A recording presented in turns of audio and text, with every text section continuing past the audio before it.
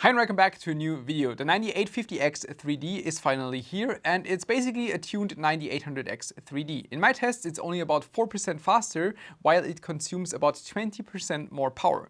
That means if you already own a 9800X 3D, you probably should not upgrade. That's it when it comes to the pure facts, but I have a lot more I want to point out and that's what we will take a look at in today's video. The Seasonic PX 2200 is currently one of the strongest PSUs available and it comes with two native PCIe 5.1 connectors, which allows to even hook up natively to RTX 5090. That is perfect for any overclocking system or high-end workstations. I'm also currently running this PSU and so far I'm really satisfied with its quality and performance. The cables are very flexible, there are also cable comms included and in addition also a 90-degree ATX 24-pin adapter, which also functions as a PSU tester at the same time. The fan is semi-passive and even at a high load it is still very quiet. Find all information about this PSU in the link in the description. First we want to take a look at the specs of the CPU. And here we see that only the boost clock is different to the 9800X 3D. The CPU still has 8 cores, 16 threads, it has 96 MB of level 3 cache. These are formed out of 64 MB 3DV cache and a normal 32 MB level 3 cache. And it also still has a TDP of 120 watts. And only the boost clock is different, which is now listing 5.6 GHz, where previously we had 5.2 GHz. And just going by those specs, it is clear that it's not going to be a miracle CPU. You will have slightly higher performance, but that's basically it. And I just used 5 scenarios to test this. In Cinebench R23 multithreading, the 9850X 3D is about 2% faster at the same power consumption of about 155 watts on average. So that's only a very small improvement. But this changes if we switch over to Cinebench R23 single-threaded, where due to the higher boost, the 9850X 3D is 8% faster than the 9800X 3D and scores 2256 points. But we can also see an increase from about 40 to 50 watts under load. This behavior is kind of expected and mainly caused by AMD's decision to stick to the TDP of 120 watts, which means that in full out scenario, the CPU is just limited by the 120 watts TDP. But if you have a scenario where the cores are not fully used or only a single core is used, it can boost higher. But for this higher boost with a higher core clock, you usually also need higher voltage. And this combination of higher clock and voltage is expected that it's causing a higher power draw in those scenarios versus the 9800X 3D, which is then running a lower clock. But it also doesn't necessarily mean that the 9850X 3D can only run those 5.6 GHz in a single-threaded performance. And that's what we can see if we switch over to the setup in a gaming scenario. And that's what we can see, for example, here in a Remnant 2 gaming scenario in 1440p together with an RTX 5090. You can see that the CPU is running at just about 50 degrees Celsius. It is custom water cooled, which is definitely helping.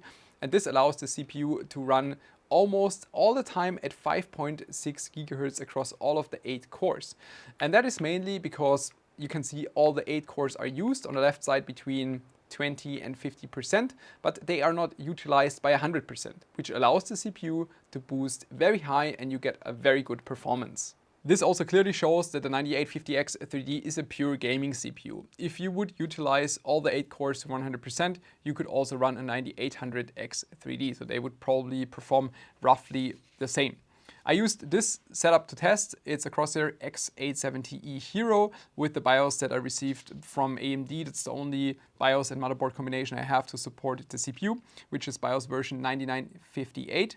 Used it together with the RTX 5090 and I tested everything in 1440p scenario. Obviously, there are different approaches. You can test this on 1080p to put more load on the CPU to make the difference a bit bigger maybe between the two, or you could also test it in 4K, which is probably more realistic if you run an RTX 5090. So different approaches, and this time I picked 1440p just because I thought it's more realistic. We will start with Cyberpunk 2077, as I said, with 1440p resolution, without ray tracing, without path tracing. The average FPS increased from 188 to 191, which results in 2% increase, while the 1% loss increased from 122 to 129, which is about 6%. However, the power consumption increased to 121 watts, which is an increase of 25%. In Monster Hunter Wilds, both CPUs consume roughly the same, but we can see the same performance increase. So about 2% increase on the average FPS and about 8% increase on the 1% lows. Now the third game is Remnant 2. While it's not that common, it is a super interesting game for comparison. You can see both CPUs perform roughly the same. We see 2 FPS difference, that is almost measurement tolerance. But then we can see the power consumption increased by 44%. So from 75 to 108 watts. And that's definitely not measurement tolerance. And this is how I came to the conclusion from the beginning of the video that it's about 4% in my case that the CPU is faster. We see about 2% increase on average and a little bit more on the 1% lows, and that's how I'm getting to about 4% performance increase. And now you could argue if I would switch to 1080p, the performance difference would be bigger than in 1440p. And for that, we can just switch to the slide that AMD presented. In this slide, AMD showed that the 9800X 3D is 24% faster than the 285K from Intel, and that the 9850X 3D is 27% faster than the 285K. So there's about 3% performance difference according to AMD in the 1080p scenario. From an objective standpoint, the CPU is not really attractive if you're looking at 4% performance increase. While it's 20% more power, it is slightly more expensive than the 9800X 3D, not much, but it still shows that the 9800X 3D is a very good CPU. Now I quickly want to talk about this slide, which was already leaked a couple of days ago. And here AMD claims that there is only about 1% performance difference if you use a 3D V-cache CPU and you go from 4800 memory to 6000 memory. And AMD claims so, or just puts this into marketing because obviously memory became a lot more expensive. And then they say it's not worth spending money on the more expensive and faster memory. And at first sight, you would be like, okay, that's actually amazing. I can save money by not buying expensive memory kits and faster memory kits. But just looking at the slide, I feel slightly uncomfortable. First of all, it's interesting that this is the only slide where AMD is not listing which resolution was used for testing.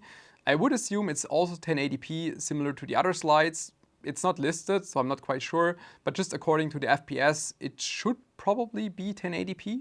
The issue here is that I guess they are using average FPS, but it's also not listed in the slide. I then reached out to AMD to ask for a statement or clarification. I did not receive an answer yet. That's also not meant in a negative way, because there was not much time. I asked them Monday morning. It's now Monday evening that I'm shooting the video. I might get a reply tomorrow, and then I would probably inject it into the video afterwards. Maybe if I have one, it's right here. But I would assume that it's just the average FPS that AMD is using. And I didn't have that much time, but this is just one example. I ran Cyberpunk, and for comparison, I used the 9850X 3D and combined it with a cheaper 4800 C40 kit, so much slower than the 6000 C28 that I was using in the review before. And while AMD is correct that the average FPS is not changing much, it's only 3 FPS, there is a bigger impact on the 1% lows. And it dropped to 121, which drops my result behind the 9800X 3D. And obviously this will also come down to your scenario. So what game, what resolution, what GPU you're using, and so on. And while 6% difference is not the end of the world, it's just a bit different to what AMD is communicating with 1%. I just don't really agree on that it doesn't matter what kind of memory you're using. And it also really doesn't align with what AMD communicated or recommended in the past. For example, if I just look into my review material from the 9800X 3D, AMD clearly recommended to use 6000 C30 memory kits, right? And now it suddenly doesn't matter anymore. It seems like they're just using this marketing opportunity to claim that it's, with their CPU, you don't have to spend so much money on memory. That's how it feels like to me, but it's only half of the truth. And from my testing, if you look at the 1% lows, they are usually more impacted by slower memory kits, so I can't really follow the recommendation that it doesn't matter. That's not how I see it. I originally also wanted to delete the CPU in this video and also play around with PBO, but I just didn't have the time to do so. We will do that in the next video. In general, the 9850X 3D is only slightly faster, so about 4% in my testing, but consumes 20% more power. So it's not a great ratio, and it definitely hurts the efficiency of the CPU. So if you're looking more towards efficiency, the normal 9800X 3D would probably be better. It's also slightly cheaper. It's The CPU is not bad when it comes to how much more it costs. I think that's a fair price increase of about $20 if we can trust the MSRP. But if you were already owning a 9800X 3D, it absolutely makes no sense to upgrade. But if you're looking from an older system to upgrade, the CPU might be worth looking into. I think AMD especially took this opportunity because Arrow Lake refresh is around the corner and it will make Intel's life much harder than it already is. And I mean, it would mean that the next Intel CPU would have to be compared against this one. And even if it's just a few percent, it will be more difficult for Intel. I hope you enjoyed this video. See you next time. Bye bye.